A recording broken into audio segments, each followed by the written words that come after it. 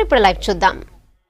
మీ అందరి అభిమాన నాయకులు స్థానిక శాసనసభ్యులు పెద్దలు హనుమంత్ షిండే గారికి, గౌరవ మంత్రివర్యులు మరి బాల్కొండ నుంచి ప్రాతినిధ్యం వహిస్తూ అక్కడి ప్రాంత ప్రజల మన్ననలు పొంది మొన్ననే బ్రహ్మాండమైన మెజారిటీతో గెలిచి గౌరవ ముఖ్యమంత్రి గారి ఆశీర్వాదంతో తొలిసారిగా మంత్రిగా బాధ్యతలు చేపట్టిన పెద్దలు రహదారులు, భవనాలు, రవాణా, హౌసింగ్ శాఖ మంత్రివర్యులు వేముల ప్రశాంత్ రెడ్డి గారికి, గౌరవ పార్లమెంట్ సభ్యులు పెద్దలు బీబీ పాటిల్ గారికి, అదే రకంగా గౌరవ శాసనసభ్యులు పెద్దలు గంపా గోవర్ధన్ గారు, గౌరవ శాసనసభ్యులు పెద్దలు భూపాల్ రెడ్డి గారు, మాణిక్ రావు గారు, క్రాంతి గారు, గౌరవ మాజీ శాసనసభ్యులు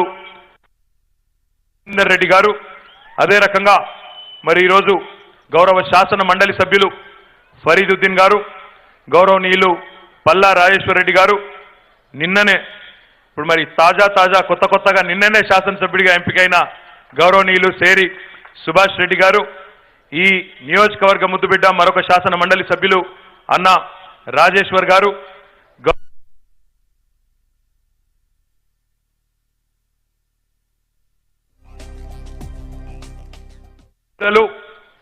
ఇప్పుడే పోచారం శ్రీనివాస్ రెడ్డి గారి గురించి వారు మాట్లాడుతుంటే నేను అదే అడిగిన వారిని, మీకు శ్రీనివాస్ రెడ్డి గారి బాధ మీకు తెలుసు కాబట్టి మీరు వారిని యాద్ చేసుకున్నారంటే, అవును భాయ్ సాబ్ నాకు తెలుసు, స్పీకర్గా ఉంటే బయటికి రాజకీయ వేదికల మీదకి రాలేమనే పోచారం శ్రీనివాస్ రెడ్డి గారిని గుర్తు చేసుకొని వారి బాధను కూడా మరి మనందరికీ అర్థమయ్యే విధంగా చెప్పిన గౌరవ పెద్దలు శాసనసభ మాజీ అధిపతి పెద్దలు కేఆర్ సురేష్ రెడ్డి గారికి, గౌరవ మన పార్టీ ప్రధాన కార్యదర్శి టిఆర్ఎస్ పార్టీ రాష్ట్ర మైనారిటీ విభాగం అధ్యక్షులు ముజీబ్ గారు, అదే రకంగా గౌరవ బక్కి వెంకటయ్య గారు పార్టీ సెక్రటరీ గారు, రాధాకృష్ణ శర్మ గారు, ప్రొఫెసర్ ఆయాచితం శ్రీధర్ గారు, గౌరవ జిల్లా పరిషత్ చైర్మన్ ఈ నియోజకవర్గ ముద్దుబిడ్డ దఫేదార్ రాజు గారు, మెదక్ జిల్లా పరిషత్ చైర్మన్ శ్రీమతి రాజమణి మురళీ యాదవ్ గారు, సోదరులు పోచారం భాస్కర్ రెడ్డి గారు, పోచారం సురేందర్ రెడ్డి గారు, శ్రీనివాస్ రెడ్డి గారు లేకపోయినా వారి ప్రతిరూపాలుగా వారు కూడా ఇక్కడికి విచ్చేసినందుకు వారికి, అదే రకంగా వేదికపైన ఆసీనులైన మాజీ మంత్రివర్యులు నేరెళ్ల అంజన్న గారికి, ఇంకా పేరున వేదిక మీద ఉన్న పెద్దలందరికీ, నేను ఎవరెవరు పేరు చెప్పలేదో వారు ముందే తిట్టుకోవద్దని చెప్పి ముందే విజ్ఞప్తి చేస్తూ, మా ఎదురుగా ఉన్న పాత్రికేయ మిత్రులకు ఈరోజు వేదిక మీద మేమందరం కూర్చున్నామంటే, ప్రజాప్రతినిధులుగా ఎంపికైనామంటే, అధికారంలో ఈరోజు కేసీఆర్ గారు ఉన్నారంటే, టీఆర్ఎస్ ప్రభుత్వం అధికారంలోకి వచ్చిందంటే దానికి ప్రధానమైన బాధ్యులు, ప్రధానమైన కారకులు మా ఊలన్నింటికి కూడా మీ దయ, మీ పుణ్యం అని చెప్పి మా అన్నదమ్ములైన నాయకులకు, అక్క చెల్లెలైన కార్యకర్తలందరికీ పేరున నా శిరస్సు వంచి హృదయపూర్వకంగా నమస్కారాలు తెలియజేసుకుంటా ఉన్నాను. మీ జహీరాబాద్ పార్లమెంట్ నియోజకవర్గానికి ఒక ప్రత్యేకత ఉన్నది. ఇక్కడ తెలుగు, ఉర్దూ మాత్రమే కాకుండా మరాఠీ, కన్నడ కూడా మాట్లాడే సోదరులు లక్షల సంఖ్యలో ఉన్నారన్న విషయం కూడా నాకు తెలుసు. నాకేమో మరి మరాఠీ రాదు, కన్నడ రాదు. నాకు ఇప్పుడే అడిగిన షిండే గారిని, నాకు మరాఠీ రాదు, కన్నడ రాదు, ఏం చేయాలని అడిగిన. ఒక పని చేయి, మా కన్నడ సోదరులందరికీ ఎల్లారగు నమస్కారగలు, నమ్గా కన్నడ బరల, నాకు కన్నడ రాదు, నేను కన్నడ మాట్లాడలేనని చెప్పమన్నాడు. మరి మరాఠీ రాని సోదరులకు ఏం చెప్పాలంటే,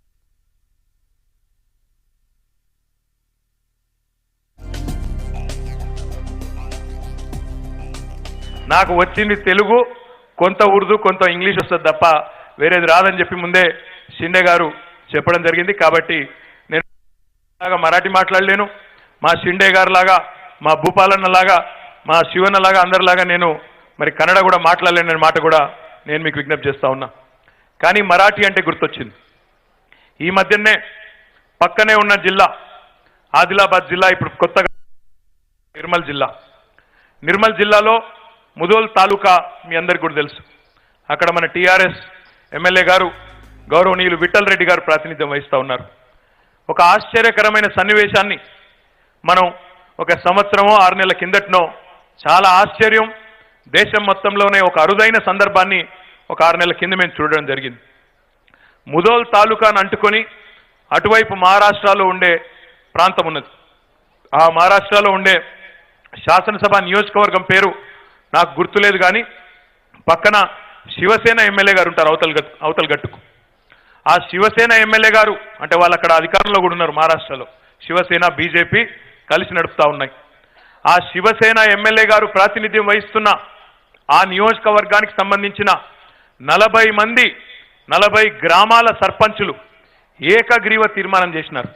ఏమని?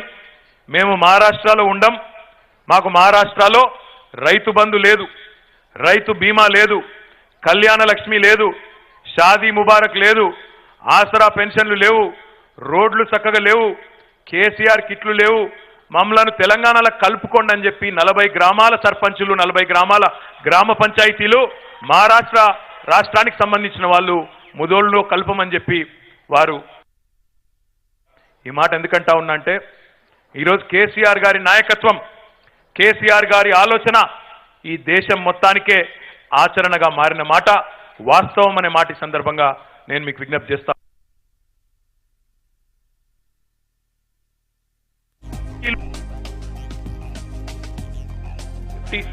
రెండవదేమో భారతీయ జనతా పార్టీ. ఈ రెండు పార్టీలకు ప్రజలు అవకాశం ఇచ్చినారు దేశాన్ని ముందుకు తీసుకొని పోమని చెప్పి. మరి ఒకసారి కాదు, 2 సార్లు కాదు, పలు దఫాలు అవకాశం ఇచ్చినారు. కానీ ఈ రోజు కూడా స్వాతంత్ర్యం వచ్చిన తర్వాత 71 ఏళ్ల తర్వాత కూడా ఇంకా ఈ దేశంలో కరెంటు లేని ఊళ్ళు, ఇంకా ఈ దేశంలో మంచినీళ్లు లేని ఊర్లు, ఇంకా ఈ దేశంలో రోడ్లు లేని ఊర్లు, తినడానికి తిండి లేని అభాగ్యులు ఉన్నారంటే దానికి కారణం ఈ రెండు పార్టీలు కాదా? ఒక్కసారి మీరు ఆలోచించాలని చెప్పి నేను కోరుతా ఉన్నా. మహారాష్ట్రలో ఉండే 40 గ్రామాల ప్రజలు ఈరోజు మేము తెలంగాణలో కలుస్తామని చెప్తా ఉన్నారంటే మరి అక్కడ ఉండే పరిపాలన ఎట్లా ఉంది, పక్కన తెలంగాణలో ఎట్లా ఉన్నదో ఒక్కసారి ఆలోచించమని చెప్పి కూడా నేను మిమ్మల్ని ఈ సందర్భంగా ప్రార్థిస్తా ఉన్నా. 71 ఏళ్ల తర్వాత కూడా ఈ రెండు ప్రధాన పార్టీలు, జాతీయ పార్టీలుగా చెప్పుకునే కాంగ్రెస్ ఏమో ఈరోజు వాళ్ళు కూడా రీజనల్ ఫీలింగ్స్తో పార్టీని నడిపే ప్రయత్నం వాళ్ళు చేస్తూ ఉన్నారు. వీళ్ళేమో కమ్యూనల్ ఫీలింగ్స్తో బీజేపీ వాళ్ళు మతం పేరిట రాజకీయం వాళ్ళు చేస్తూ ఉన్నారు. కానీ ఈ రెండు పార్టీల రాజకీయాన్ని తిప్పికొడుతూ మన నాయకుడు కేసీఆర్ గారి నాయకత్వంలో, ఆయన సారథ్యంలో ఈరోజు తెలంగాణ దేశానికే దిక్సూచిగా మారింది అంటే అతిశయోక్తి కాదు అనే మాట కూడా ఈ సందర్భంగా నేను మీకు విజ్ఞప్తి చేస్తా ఉన్నా. ఇది మామూలు విషయం కాదు. ఎందుకంటే 71 ఏళ్లలో చాలా మంది ప్రధానమంత్రులు పనిచేసినారు. 15 మంది, 15 పైచిలకు ముఖ్యమంత్రులు మన ఉమ్మడి ఆంధ్రప్రదేశ్ను కూడా పరిపాలించినారు. కానీ ఎవరికీ రాని ఆలోచనలు, ఎవరికీ లేని అవగాహన సామాన్యుడి పట్ల, పేదవారి పట్ల మన నాయకుడు కేసీఆర్కు ఉన్నది కాబట్టే, ముఖ్యంగా తాను స్వయంగా రైతు బిడ్డ, తాను స్వయంగా రైతు కాబట్టే ఈరోజు బ్రహ్మాండమైన కార్యక్రమాలు వారు తీసుకోవడం జరుగుతున్నదనే మాట కూడా నేను మీకు ఈ సందర్భంగా విజ్ఞప్తి చేస్తా ఉన్నా.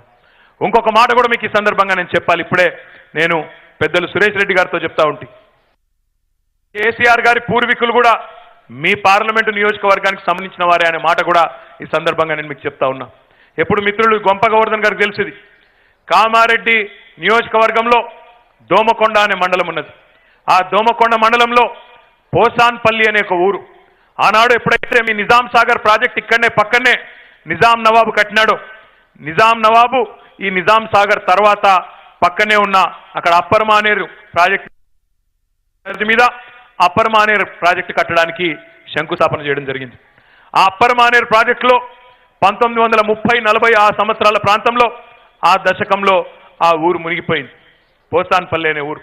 అక్కడ ఊరు మునిగిపోవడం వల్ల అక్కడి నుంచి కేసీఆర్ గారి కుటుంబం బయలుదేరిపోయి సిద్దిపేట దగ్గర ఉండే చింతమడక అనే గ్రామంలో వారు స్థిర నివాసం ఏర్పాటు చేసుకోవడం జరిగింది. లేకపోతే బహుశా కేసీఆర్ గారు మరి కామారెడ్డి ఎమ్మెల్యే అవుతుండనో, జైరాబాద్ పార్లమెంట్ సభ్యుడు అవుతుండనో నాకైతే తెలియదు. కానీ మరి మా మూలాలు, మా బంధుత్వాలు, మా చుట్టరికాలు కూడా మీ పార్లమెంటరీ నియోజకవర్గంలోనే ఉన్నాయనే మాట కూడా ఈ సందర్భంగా నేను మీ అందరికి కూడా విజ్ఞప్తి చేస్తా ఉన్నా. కామారెడ్డిలోనే మరి కేసీఆర్ గారు పూర్వీకులు కూడా అక్కడే ఉండేది. కానీ కేసీఆర్ గారి పూర్వీకుల విషయం కాదు అక్కడ నేను చెప్పదలుచుకున్నది.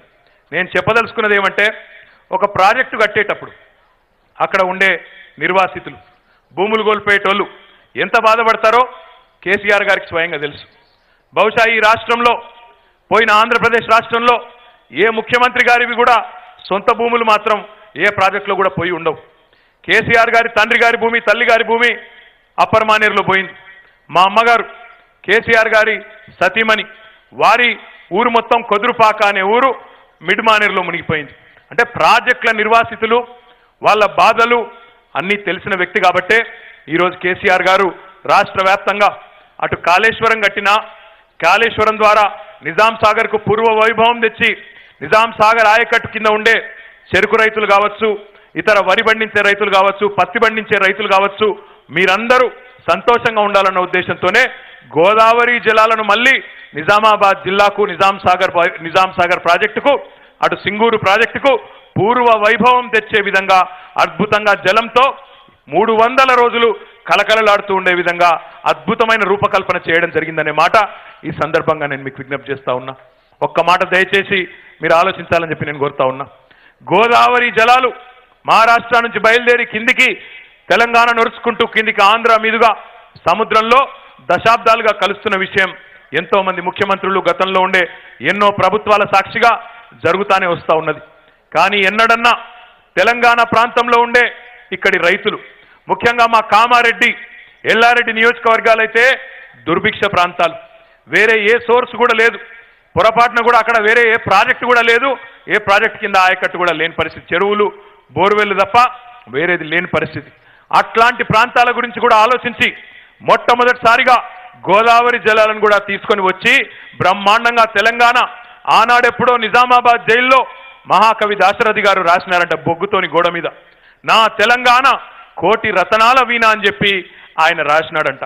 ఈరోజు మన ముఖ్యమంత్రి కేసీఆర్ గారు ఒకటే అంటున్నారు, నా తెలంగాణ కోటి రతనాల వీణ మాత్రమే కాదు, కోటి ఎకరాల మాగాణం కావాలి, రైతు రాజు కావాలి, రైతు బ్రహ్మాండంగా సంతోషంగా ఉండాలనే ప్రయత్నం మన ముఖ్యమంత్రి గారు పట్టుదలతో చేస్తా ఉన్నారు.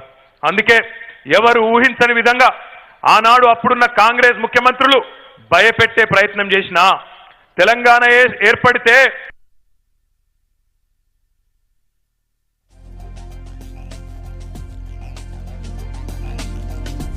నెలలు తిరగకుండానే బ్రహ్మాండంగా మరి పరిశ్రమలకు కానీ, ఇండ్లకు కానీ, వ్యవసాయానికి కానీ ఈరోజు తెలంగాణ రైతు గల్లా గల్లా ఎగిరేసి చెప్పొచ్చు మొత్తం దేశం రైతులకు. మా ముఖ్యమంత్రి కేసీఆర్ గారు వ్యవసాయానికి ఉచితంగా 24 గంటలు ఇస్తున్న దేశంలో కేసీఆర్ మాత్రమే అని చెప్పి ప్రతి రైతు తెలంగాణలో ఈరోజు గల్లా ఎగిరేసి చెప్పే పరిస్థితి ఉన్నది అంటే అది మన ముఖ్యమంత్రి గారి యొక్క సమర్థత కాదా? మీరు ఆలోచించాలని చెప్పి కోరుతా ఉన్నా. అదే రకంగా ఒక్కసారి పరిస్థితులను బేరీజు వేసుకున్న వాళ్ళందరూ రైతు బిడ్డలమే, మన ముఖ్యమంత్రి గారితో సహా అందరం కూడా రైతు కుటుంబాల నుంచి వచ్చిన వాళ్ళమే కాబట్టే ఆలోచించమని అడుగుతా ఉన్నా. ఒకనాడు కాంగ్రెస్ ప్రభుత్వం ఉన్నప్పుడు ఉమ్మడి ఆంధ్రప్రదేశ్లో రైతులకు ఎన్ని కష్టాలు ఉండేది. ఆనాడు కరెంటు లేదు, మొత్తం రోజులో 6 గంటల కరెంట్ ఇస్తామని చెప్పినారు. మొదలు 9 గంటలు అన్నారు, తర్వాత 6 గంటలు అన్నారు. ఆ 6 గంటలు కూడా ఒకసారి ఎప్పుడు ఇవ్వలేదు, 2 దఫాలుగా 3 దఫాలుగా ఇస్తే పారిన మడే పారే పరిస్థితి. 2 గంటలకు ఒకసారి కరెంటు పెట్టాలి, బంద్ కావాలి, మళ్ళా పోవాలి, అదే మడి బారాలి.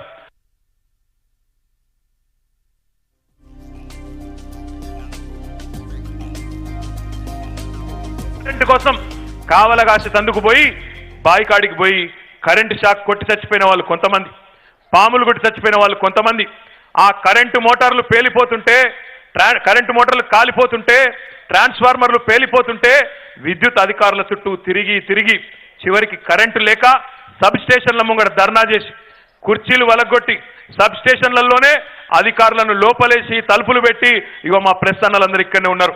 ఇవన్నీ కూడా మనం మర్చిపోకూడని సందర్భాలనే మాట కూడా నేను మీకు గుర్తు చేస్తా ఉన్నా. ఈ రోజు ఉన్నాయా తెలంగాణలో ఎక్కడన్నా సబ్ స్టేషన్ల ముందు ధర్నాలు? ఈ రోజు ఉన్నాయా ఎక్కడన్నా అట్లాంటి దారుణమైన పరిస్థితులు? ఒక్కసారి విచారించాలని చెప్పి నేను కోరుతా ఉన్నా. అద్భుతంగా 24 గంటల కరెంటు వచ్చింది. ఇంకా చేయవలసిన పని చాలా ఉన్నది కాబట్టే వ్యవసాయానికి రైతు పక్షపాతి ప్రభుత్వంగా భూ రికార్డుల ప్రక్షాళన చేసిన బ్రహ్మాండంగా వ్యవసాయానికి ఈ దేశంలో ఏ ప్రధానమంత్రి ఏ ముఖ్యమంత్రి ఆలోచించని విధంగా ఎకరానికి 4,000 రూపాయల చొప్పున 2 పంటలకు రైతు బంధువై 8,000 రూపాయల పెట్టుబడి ఇచ్చిన ఏకైక నాయకుడు కేసీఆర్ తప్ప ఎవరైనా ఉన్నారా? ఒక్కసారి మీరు ఆలోచించాలని చెప్పి నేను కోరుతా ఉన్నా. అయినా ముఖ్యమంత్రి గారికి సంతోషం లేదు. 8,000 కాదు, ఈసారి ఈ దఫా గెలిస్తే 10,000 ఇస్తా అని చెప్పి అది రాబోయే కాలం నుంచే వచ్చే సీజన్ నుంచే ప్రారంభం కాబోతున్నది. మొన్ననే బడ్జెట్లో డబ్బులు కూడా పెట్టుకోవడం జరిగిందనే మాట కూడా ఈ సందర్భంగా నేను మీకు విజ్ఞప్తి చేస్తా ఉన్నా. అది మాత్రమే కాదు, మా అక్క చెల్లెలు ఇక్కడ ఉన్నారు. మొన్నటి ఎన్నికల్లో మేము తిరుగుతున్నప్పుడు, గ్రామానికి పోతున్నప్పుడు, నియోజకవర్గాలకు పోతున్నప్పుడు, మా ఎమ్మెల్యే అభ్యర్థులందరూ కూడా ఓట్లు అడగడానికి పోయినప్పుడు హృదయాలు ఉప్పొంగిపోయినాయి. మాకు పెద్దమ్మలు, పెద్ద మనుషులు, పెద్దయ్యలు, మా తాతలు, తండ్రులు వాళ్ళు చెప్తుంటే, కొడుకా ఈరోజు నేను 3 పూటలా తింటున్నా అంటే, ఆత్మగౌరవంతో ఉంటున్నా అంటే, నా మనవరాలు దగ్గరకు వచ్చినప్పుడు ఒక 20 రూపాయలు చేతిలో పెట్టి బిస్కెట్ డబ్బా తెచ్చుకోపో, బిస్కెట్ కూడా తెప్పించుకోపో అని చెప్పే పరిస్థితి ఉన్నదంటే నా పెద్ద కొడుకు కేసీఆర్ పుణ్యం అని చెప్పి వాళ్ళు చెప్తుంటే హృదయాలు ఉప్పొంగిపోయినాయనే మాటను మీకు ఈ సందర్భంగా విజ్ఞప్తి చేస్తా ఉన్నా. అట్లాంటి అమ్మలకు, అయ్యలకు, వారందరికీ కూడా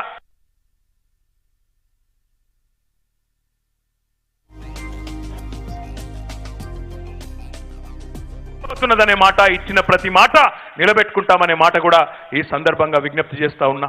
ఒంటరి వాళ్ళైనా, ఒంటరి మహిళలైన మా అక్క చెల్లెళ్లకు భర్తల నుంచి దూరమై, కుటుంబాలకు దూరమై, కుటుంబాల నిరాదరణ వల్ల ఇబ్బంది పడే ఒంటరి మహిళల గురించి గతంలో ఏ ప్రభుత్వం ఆలోచించలేదు. మన ప్రభుత్వం వచ్చిన తర్వాత మన నాయకుడు ఒక మనసున్న ముఖ్యమంత్రి కాబట్టే కేసీఆర్ గారి సారథ్యంలో ఒంటరి మహిళలకు కూడా పెన్షన్లు ఇచ్చుకున్నాం. ఇగో ఇక్కడ ఎమ్మెల్సీ గారు, వారికి బీడీ కార్మికులతో ఎక్కడ లేని అనుబంధం ఉన్నది.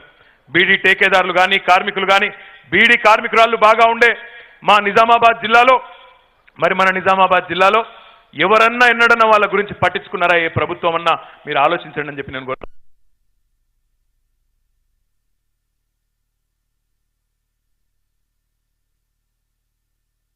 పెద్ద పెద్ద మహమ్మారి లాంటి రోగాలు వచ్చే అవకాశం ఉంటుందని తెలుసు, అయినా కుటుంబాలు నడపాలే, ముందుకు పోవాలి కాబట్టి విధి లేని పరిస్థితుల్లో బీడీలు దుడుతూ ఉంటారు. అట్లాంటి మా అక్క చెల్లెల కోసం మొట్టమొదటిసారి చేయని విధంగా 1000 రూపాయల భృతిని ప్రవేశపెట్టిన నాయకుడు కేసీఆర్ గారు అనే మాట నేను మీకు గుర్తు చేస్తా ఉన్నా. తొందరలోనే 2016 రూపాయలకు దాన్ని పెంచుకోబోతా ఉన్నామనే మాటను కూడా ఈ సందర్భంగా నేను మీకు విజ్ఞప్తి చేస్తా ఉన్నా. చెప్పుకుంటూ పోతే 1, 2 కాదు, కళ్యాణ లక్ష్మి, షాదీ ముబారక్ పేరిట ఈరోజు కేసీఆర్ గారు పంపుతున్న 1,116 రూపాయలతో పెళ్లిడికి వచ్చిన ఆడబిడ్డలందరూ మా మేనమామ కేసీఆర్ అని చెప్పి గర్వంగా చెప్తుంటే టీఆర్ఎస్ కార్యకర్తల హృదయాలు గర్వంతో ఉప్పొంగుతున్నాయనే మాట నేను మీకు సందర్భంగా విజ్ఞప్తి చేస్తా ఉన్నా. సన్న బియ్యం తింటున్నా మా చిన్న పిల్లలు ప్రభుత్వ హాస్టళ్లలో, స్కూళ్లలో కేసీఆర్ తాత పెడుతున్నాడు మాకు సన్న బియ్యం అంటుంటే మా హృదయాలు ఉప్పొంగిపోతున్నాయనే మాట ఈ సందర్భంగా నేను మీకు గుర్తు చేస్తా ఉన్నా. చెబుతూ పోతే భూ రికార్డుల ప్రక్షాళనతో రైతులకు లంచం ఇచ్చే అవసరం లేకుండా, రెవెన్యూ వాళ్ళకి ఎవరికి ఒక పైసా ఇచ్చే అక్కర లేకుండా రికార్డులన్నీ శుద్ధీకరించే ప్రయత్నం కూడా చేసుకుంటా ఉన్నాం.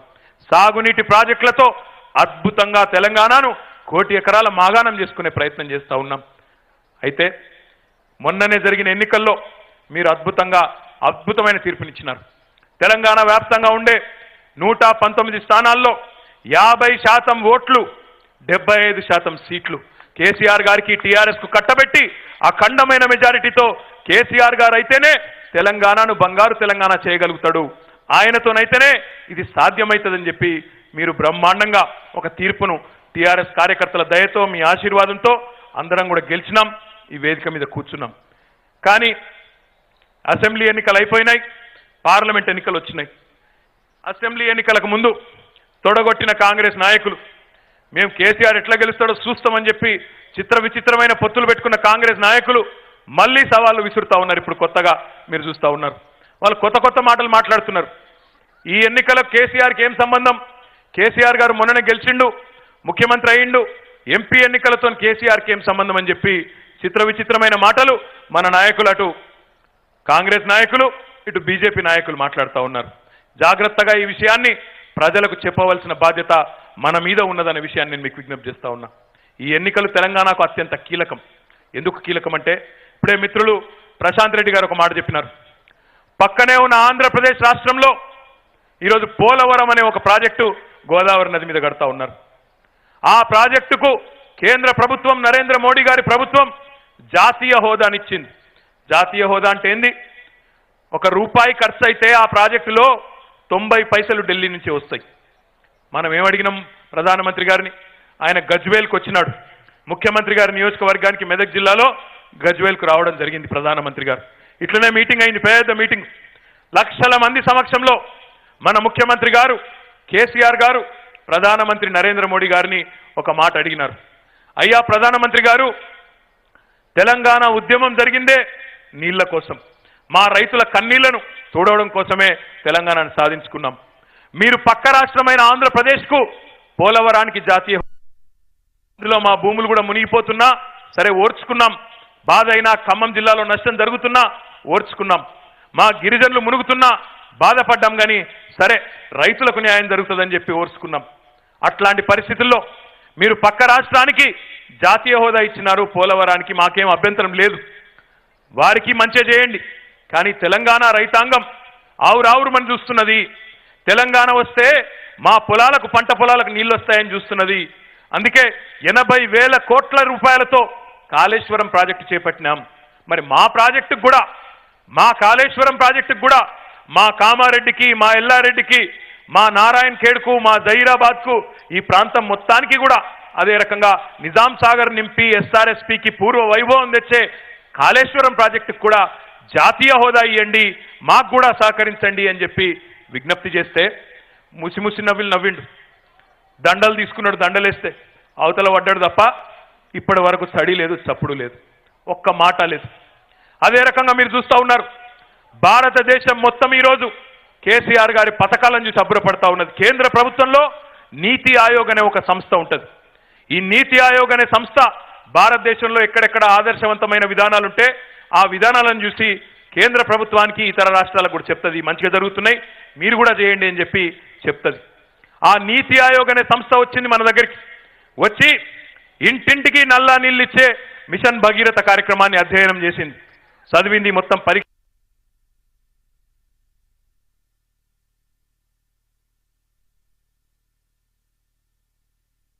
సిఫారసు చేసింది. మిషన్ కాకతీయకు 5,000 కోట్ల రూపాయలు ఇవ్వండి, మంచి పథకం, రైతులు బాగుపడే పథకం, ఊర్లో మత్స్యకారులు బాగుపడే పథకం, ఊళ్ళో ఉండే కుల వృత్తులన్నిటికీ పూర్వ వైభవం తెచ్చే అద్భుతమైన పథకం, ఊరు వ్యవస్థ మొత్తాన్ని బాగు చేసే పథకం.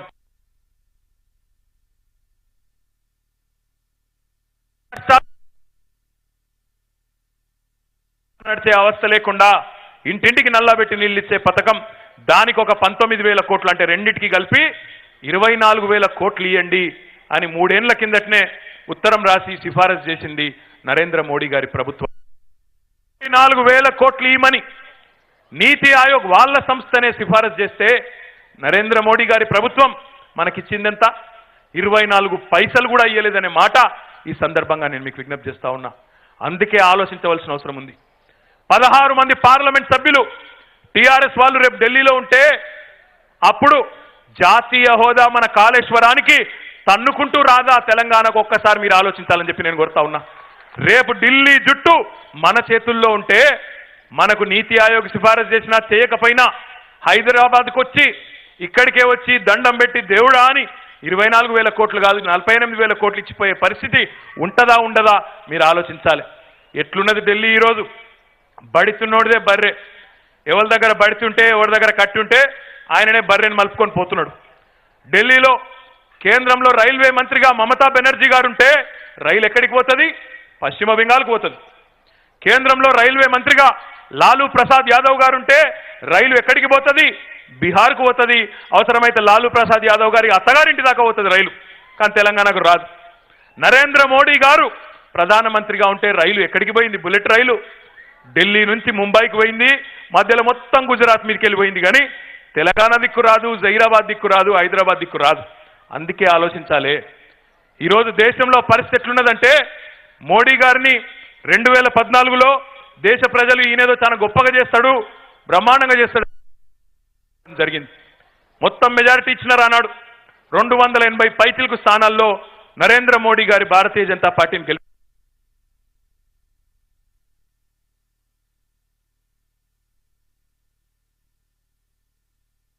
మన్నులేదు. తెలంగాణకి ఇచ్చింది మొండి చెయ్యి. కాబట్టే ఈరోజు ఎన్నికల్లో ఎక్కడ కూడా దేశంలో నరేంద్ర మోడీ గారి పరిస్థితి బాగలేదు. గతంలో వచ్చినాయి, ఈసారి 150 దాటేటట్టు లేవు. దేశంలో ఏ సర్వే చూసినా మోడీ గారి గ్రాఫ్ అంతా డౌన్ అయిపోయింది, ప్రతిష్ట మసక వారిపోయింది, సొంతంగా గెలిచే పరిస్థితి లేదు.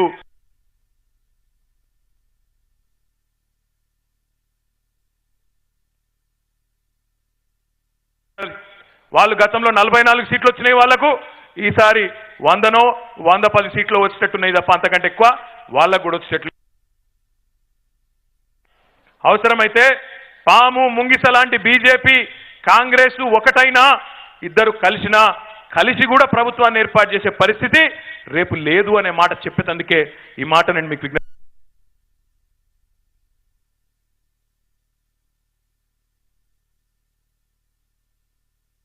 రోజున లోక్సభలో కీలకంగా కాబోతా ఉన్నది.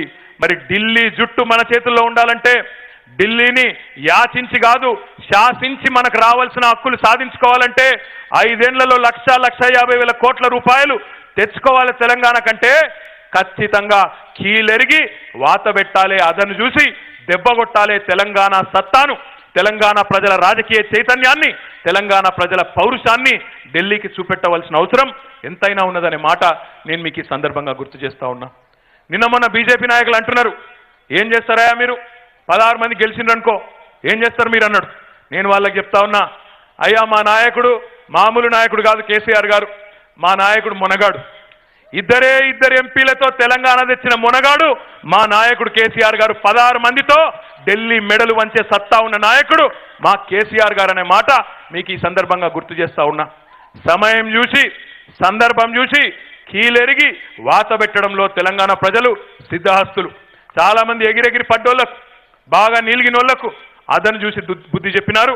ఈసారి కూడా తప్పకుండా అదే పద్ధతుల్లో ఇటు కాంగ్రెస్ కు అటు బీజేపీకి రేపు జహీరాబాద్ పార్లమెంట్ లో బుద్ధి చెప్పే విధంగా మనం ఆలోచన చేయవలసిన అవసరం ఉందని చెప్పి గ్రామాన మన అన్నదమ్ములకు అక్క చెల్లెలకు చెప్పాలని చెప్పి కూడా నేను మీకు ఈ సందర్భంగా విజ్ఞప్తి చేస్తా ఉన్నా. కానీ ఇది టీఆర్ఎస్ కుటుంబ సభ్యుల సభ, ఇది టీఆర్ఎస్ ముఖ్య నాయకుల సభ. ఇది ప్రతి నియోజకవర్గం నుంచి ఒక 3,000-4,000 మంది మాత్రం ఇక్కడికి చేరుకున్న ఈ సభలో మనం కొన్ని విషయాలు కూడా ఆత్మవిమర్శ కూడా చేసుకోవాల్సిన అవసరం ఉంది. మీరు ఈరోజు రాష్ట్ర వ్యాప్తంగా చూసినట్టయితే, రాష్ట్రం మొత్తంలో చూసినట్టయితే పథకాలు కేసీఆర్ గారివి అంతటా అమలైతా ఉన్నాయి. రైతు బంధు అందరికి వస్తున్నది, ఒక టీఆర్ఎస్ వాళ్ళకే వస్తలేదు, కాంగ్రెస్ వాళ్ళకి వస్తున్నది, టీడీపీ వాళ్ళకి వస్తున్నది, ఇంకేమన్నా మిగిలి ఉంటే టీడీపీ బీజేపీ వాళ్ళకి వస్తున్నది, అన్ని పార్టీలలోకి వస్తున్నది. కళ్యాణ లక్ష్మి చెక్కులు అందరికి వస్తున్నాయి, రాజకీయాలు లేవు అందులో. ఆసరా పెన్షన్లు అందరికి అందుతున్నాయి. మరి జహీరాబాద్ పార్లమెంట్లో కూడా అందరికీ అన్నీ వస్తున్నప్పుడు, రాష్ట్రం మొత్తట 50% ఓట్లు పడ్డప్పుడు మరి జహీరాబాద్ పార్లమెంట్లో మనం కొన్ని నియోజకవర్గాల్లో ఎందుకు వెనుకబడ్డామో ఆత్మవిమర్శ చేసుకోవాల్సిన అవసరం ఉన్నది. నా ముంగట ఈరోజు ఈ లెక్కలు ఉన్నాయి. 2014లో ఆనాడు అప్పటి శాసనసభ ఎన్నికల్లో మనం మొత్తం జహీరాబాద్ పార్లమెంటరీ నియోజకవర్గ పరిధిలో 46% ఓట్లు తెచ్చుకున్నాం. 2018లో ఈసారి కొంత పెరిగింది ఓట్ల సంఖ్య. ఆనాడు 46 వస్తే ఈసారి 49% ఓట్లు మనకు వచ్చినాయి. అందులో కొన్ని చోట్ల బాగా పెరిగింది. ఉదాహరణకు ఆనాడు జహీరాబాద్ అసెంబ్లీ నియోజకవర్గంలో 2014లో అప్పుడు మనం ఓడిపోయినాం. మిత్రులు మాణిక్రావు గారు ఇక్కడనే ఉన్నారు. 36% ఓట్లు వచ్చినాయి 2014లో. 36 వచ్చినట్టే లొల్లి పెడతారు రాబోయ్, నాకు అర్థం కదా, పెరిగితే లొల్లి పెట్టాలి కానీ 36 వచ్చినాయి అన్నాడు. ఫెయిల్, 36 అంటే ఫెయిల్ మార్కులు. ఈసారి 51% మార్కులు వచ్చినాయి. కానీ సరిపోదు. జహీరాబాద్ వాళ్ళు ఎక్కడున్నారు? సప్పుడు లేదు. మరి ఏం సంగతి మీద జరా జహీరాబాద్ వాళ్ళు హుషారు కావాలి. అట ఫరీదుద్దీన్ సాబ్ ఉన్నాడు, మాణిక్రావు గారు ఉన్నారు. మరి ఈసారి 51% వచ్చినాయి. ఇక మమ్మల్ని మించిన వాళ్ళు లేరు అనుకున్నారు. 51 కాదు, ఈసారి ఖచ్చితంగా 65% ఓట్లు తెచ్చుకునే దిశగా జహీరాబాద్ అసెంబ్లీ నియోజకవర్గంలో మీరందరూ గట్టి పట్టుదలతో పనిచేయాలని చెప్పి నేను విజ్ఞప్తి చేస్తా ఉన్నా. 51 వచ్చింది కదా అని చెప్పి సంతృప్తి పడవద్దు. ఎందుకంటా ఉన్నా జహీరాబాద్లో అంటే రేపటి రోజున పార్లమెంట్లో కేంద్రంలో ఎవరు ఎర్రకోట మీద జెండా ఎగరేయాలనో మనము నిర్ణయించే పరిస్థితి, తెలంగాణ ప్రజలు నిర్ణయించే పరిస్థితి వస్తే జహీరాబాద్లో ఉండే నిమ్స్కు, మీ దగ్గర ఉండే నిమ్స్కు కేంద్రం నుంచి బ్రహ్మాండంగా పెద్ద ఎత్తున నిధులు తెచ్చుకొని జహీరాబాద్లో స్థానిక యువతకు పెద్ద ఎత్తున ఉపాధి అవకాశాలు కల్పించే అవకాశం, ఆ బాధ్యత మన మీద ఉంటుంది. కాబట్టి గట్టిగా కష్టపడాలని చెప్పి నేను విజ్ఞప్తి చేస్తా ఉన్నా. అదే రకంగా ఆందోళన నియోజకవర్గం చూసినట్టయితే గతంలో 2014లో 50% ఓట్లు వచ్చినాయి.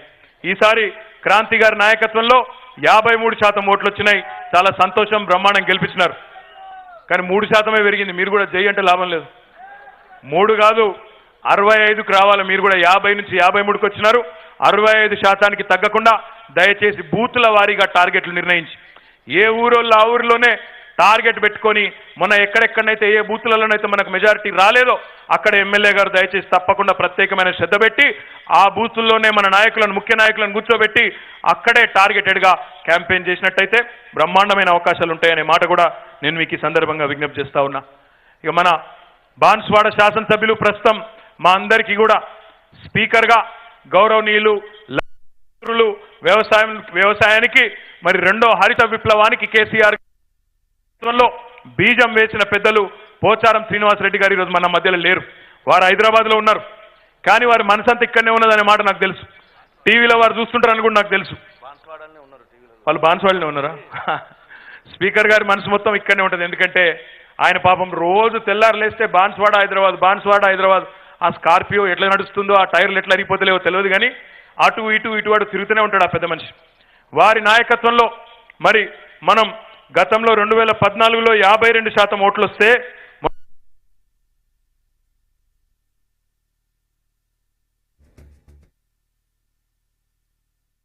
ప్రాతినిధ్యం ఉన్న శాసనసభ స్థానం అక్కడ ఖచ్చితంగా అక్కడ కూడా 65% తగ్గకుండా ఓట్లు సాధించుకోవాల్సిన లక్ష్యం మన మీద ఉన్నది. ఇక్కడ జుక్కల్ నియోజకవర్గ సోదరులందరూ కూడా ఇక్కడనే ఉన్నారు. మీ సీటీలు కొట్టినట్టు కాదు, మీ నియోజకవర్గంలో ఓట్లు తగ్గినాయి. మొన్న 2014లో మీకు 63% వచ్చింది. ఈసారి 51 అయింది, 12% తగ్గింది. మా షిండే అన్నంటే కేసీఆర్ గారితో పాటు మా అందరికీ ఎక్కడలేని ప్రేమ. చాలా సౌమ్యుడనే నాయకుడు, మృదు స్వభావి, ఎవరిని నొప్పించే నాయకుడు కాదు. కానీ మరి ఎందుకో 12% ఓట్లు తగ్గినాయి. దానికి కారణం ఏందన్నది విశ్లేషించాలి. ఆనాడు 2014లో ఎట్లా అయితే 63% వచ్చిందో మరి పాటిల్ గారిది కూడా మీ స్థానమే, జుక్కల్ నుంచే ప్రాతినిధ్యం వహిస్తున్నారు. పాటిల్ గారు కూడా లోకల్ కాబట్టి ఖచ్చితంగా 63-64% ఓట్లు సాధించే దిశగా, పూర్వ వైభవానికి పోయే దిశగా జుక్కల్లో కూడా మీరు ప్రయత్నం చేయాలని చెప్పి కూడా నేను విజ్ఞప్తి చేస్తా ఉన్నా. కామారెడ్డిలో మరి గతంలో 2014లో 46% ఓట్లు వచ్చినాయి. మొన్న 42 వచ్చినాయి, 4% తగ్గింది. నేను మిత్రులు గంప గోవర్ధన్ గారితో ఇంకా వేదిక ముందున్న మా కామారెడ్డి సోదరులతో, ఎక్కడున్నారా మీరందరూ? సీటీలు వేసినట్టు కాదు, షబ్బీర్ను ఒడగొట్టినట్టు కాదు. ఈసారి మళ్ళీ ఆయననే వచ్చేట్టున్నాడట. ఈ బలగొట్టి పంపించాలి మళ్ళీ ఒక్కసారి. చేస్తారా ఈసారి కామారెడ్డిలో 50% దాటుతారా? పక్కానా? పక్కా అయితే గట్టిగా సపోర్ట్ కొట్టారు కామారెడ్డిలో ఒకసారి గట్టిగా. మరి నారాయణ ఖేడ్లో మిత్రులు భూపాల్ రెడ్డి గారు ఆనాడు ఉప ఎన్నికల్లో గెలిచినారు. 2014లో 31% ఓట్లు వచ్చినాయి. తర్వాత బ్రహ్మాండంగా 50%కి పైగా ఓట్లు వచ్చినాయి. మళ్ళీ మొన్నటి ఎన్నికల్లో కూడా మంచి మెజారిటీతో 55% ఓట్లతో భూపాల్ రెడ్డి గారు గెలుపొందడం జరిగింది. మరి రేపటి రోజున కూడా 60%కి తగ్గకుండా నారాయణ ఖేడ్లో కూడా మరి బ్రహ్మాండమైన మెజారిటీ తీసుకొని రావాల్సిన బాధ్యత గౌరవనీయులు భూపాల్ రెడ్డి గారి మీద ఉన్నదన్న విషయాన్ని కూడా విజ్ఞప్తి చేస్తూ, మరి ఎల్లారెడ్డి నియోజకవర్గంలో అనుకోని పరిస్థితుల్లో మనం ఆనాడు 49% ఓట్లు వస్తే మొన్న 15% ఓట్లు తగ్గినాయి. 34% ఓట్లతో మనం పరాజయం పాలైనాం. నేను పెద్దలు రవీందర్ రెడ్డి గారితో ఇంకా ఎల్లారెడ్డి నుంచి వచ్చిన మా సోదరులతో కూడా నేను కోరుతా ఉన్నా, పోయిన కాడనే ఎత్తుక్కోవాలి. ఎక్కడ కోల్పోయినామో అక్కడనే దేవులాడుకోవాలి. అక్కడనే ఈసారి మెజారిటీ తెచ్చే బాధ్యతను ఎల్లారెడ్డిలోని సోదరులు కసితో పనిచేసి అక్కడ గెలిపించుకునే బాధ్యతను మీరు తీసుకోవాలని చెప్పి కూడా నేను కోరుతా ఉన్నా. ఎల్లారెడ్డి వాళ్ళు రాలేదా? మరి ఏమైనా సపోర్ట్ లేదు, ఏం సంగతి? సపోర్ట్లు కూడా చెప్పును, మెజారిటీ వస్తుందా రాదా? ఒక్క మాట, ఈ మాట ఎందుకంటున్నా అంటే పథకాలు అంతటా ఉన్నాయి. ఇప్పుడు రైతు బంధు జైరాబాద్ పార్లమెంట్ నియోజకవర్గ పరిధిలో 4,63,041 మంది రైతులకు రైతు బంధు చెక్కులు వచ్చినాయి. ఆసరా పెన్షన్లు 2,82,959 మందికి ఆసరా పెన్షన్లు 1000 రూపాయలు ఇప్పుడు వస్తున్నాయి. తొందరలో 2,000 రాబోతా ఉన్నాయి. 65 ఏళ్ల వయసు నుంచి ఆ వయసును కూడా తగ్గించి 57 ఏళ్లకు చేసుకోవడం వల్ల రాష్ట్ర వ్యాప్తంగా మరొక 8 నుంచి 10 లక్షల మందికి అదనంగా 2,000 రూపాయల పెన్షన్ రాబోతున్నదనే మాట కూడా ఈ సందర్భంగా నేను మీకు విజ్ఞప్తి చేస్తా ఉన్నా. అదే రకంగా కేసీఆర్ కిట్లు 21,000 మందికి వచ్చినాయి. కళ్యాణ లక్ష్మి షాది ముబారక్ కార్యక్రమంలో 30,561 మందికి ఈరోజు 1,116 రూపాయల సహాయం పెళ్లి ఖర్చులకు కూడా వస్తూ ఉన్నది. గొర్రెల పంపిణీ పథకం ద్వారా యాదవ సోదరులకు 15,865 యూనిట్లు ఇచ్చుకున్నాం. అదే రకంగా ఆరోగ్యశ్రీ కానీ, ముఖ్యమంత్రి సహాయ నిధి కానీ, ఇంకా చాలా ఎస్సీ, ఎస్టీ, బీసీ, మైనారిటీ పిల్లల కోసం రెసిడెన్షియల్ పాఠశాలలు ఏవైతే మనం పెట్టుకున్నామో 49 కొత్త పాఠశాలలు జహీరాబాద్ పార్లమెంట్ పరిధిలో పెట్టుకున్నాం. అందులో ఒక్కొక్క విద్యార్థి మీద 1,20,000 రూపాయలు ప్రభుత్వం ఖర్చు చేస్తూ నాణ్యమైన విద్యను కూడా వారికి అందించే ప్రయత్నం చేస్తూ ఉన్నది. మిషన్ కాకతీయలో భాగంగా దాదాపు 1,400 చెరువుల కోసం ఈరోజు బ్రహ్మాండంగా డబ్బులు కూడా పెట్టుకున్నాం. వాటిని కూడా బాగు చేసుకునే ప్రయత్నం మీ ఎల్లారెడ్డిలోనే మిషన్ కాకతీయను ముఖ్యమంత్రి గారు సదాశివనగర్ మండలంలో ప్రారంభించిన విషయం కూడా మీ అందరికీ కూడా తెలిసిందే. ఈ రకంగా చెప్పుకుంటూ పోతే చాలా కార్యక్రమాలు చేసుకున్నాం. మీ ఎంపీ గారు కూడా ఇప్పుడే చెప్పినారు, జాతీయ రహదారుల సాధనలో కానీ, కీలకమైన ప్రాజెక్టుల సాధనలో కానీ ఎంపీ గారు కూడా గట్టిగా పనిచేసినారు. కానీ రేపటి రోజున నిర్ణయాత్మకమైన పాత్రలో ఉండాలి అంటే, టీఆర్ఎస్ నిర్ణయాత్మకమైన పాత్రలో ఢిల్లీలో ఉండాలి అంటే, దేశ రాజకీయ వ్యవస్థలో ఒక గుణాత్మకమైన మార్పు రావాలి అంటే దేశం మొత్తానికి కేసీఆర్ గారి పరిపాలన ఈరోజు ఆదర్శంగా మొత్తం దేశంలో ఇక్కడ అమలవుతున్న పథకాలు అమలు కావాలి అంటే రేపటి రోజున బలంగా గెలవాల్సిన అవసరం ఉంది. చివరగా 2 మాటలు మాత్రం నేను చెప్పి నేను ముగిస్తాను.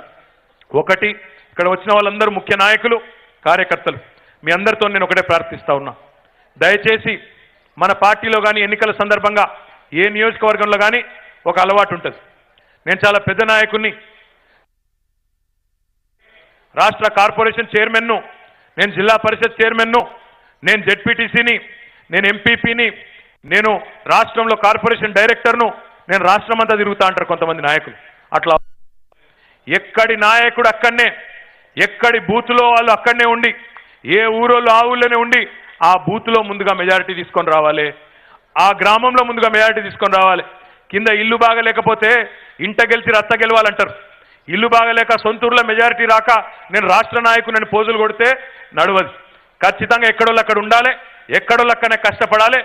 ఏ బూత్ కా బూతు, ఏ ఓటింగ్ కా ఓటింగు, ఏ విలేజ్ కా విలేజ్, ఏ గ్రామానికి ఆ గ్రామం మెజారిటీ వస్తే పార్లమెంట్లో అఖండమైన మెజారిటీతో గెలిచే అవకాశం ఉంటుంది.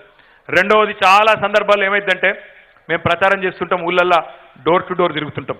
మాకేమో శాసనసభకు పోటీ చేసేవాళ్ళు కానీ, పార్లమెంట్కి పోటీ చేసేవాళ్ళకి కానీ మాకు ఎవరు మన ఓటరు, ఎవరు మనోడు కాదో మాకు తెలియదు. మీకు తెలుసు, గ్రామంలో మీకు తెలుస్తుంది ఈయన మనోడు ఆయన మందోడని. మీరు జనరల్గా ఏం చేస్తారు, పోయేటప్పుడు ఎంపీ గారిని తీసుకొని నడుచుకుంటూ పోతున్నారు అనుకో, ఒక ఇంటి ముంగట్టుకోగానే అంటారు, అన్నా వీడు మనోడు కాదే పాపా పాపా అంటారు. నేను ఒక్కటే విజ్ఞప్తి చేస్తా ఉన్నా మా మిత్రులందరికీ, ఇలా రాష్ట్రంలో మనోడు కానోడు ఎవడు లేడు, అందరూ మనోళ్ళే. కాంగ్రెస్ కార్యకర్తలకు కూడా రైతు బంధు చెక్కులు వచ్చినాయి, కాంగ్రెస్ వాళ్ళకు కూడా 24 గంటల కరెంట్ వస్తున్నది, కాంగ్రెస్ వాళ్ళ ఇళ్లలో పెళ్లిలైతే ప్రసూతులు అవుతే కేసీఆర్ కిట్లు పోతున్నాయి. వాళ్ళందరికీ కూడా తెలంగాణలో ఈరోజు కేసీఆర్ గారి ఆదర్శవంతమైన పరిపాలనలో రాజకీయాలకు తావు లేకుండా అద్భుతంగా ఫలితాలు అందుతా ఉన్నాయి. కాబట్టి ఈ రాష్ట్రంలో మనోడు కానోడు ఎవడు లేడు. మనం ఓటు అడుగుడు ఆలస్యం, ఈరోజు కాంగ్రెస్ నాయకుల కుటుంబ సభ్యులు కూడా మనకే ఓటేసే పరిస్థితి ఉన్నదనే మాట ఈ సందర్భంగా నేను మీకు విజ్ఞప్తి చేస్తా ఉన్నా. ఈ విషయంలో దయచేసి పాత పగలు పంచాయతీలు ఉంటే పక్కకు పెట్టండి.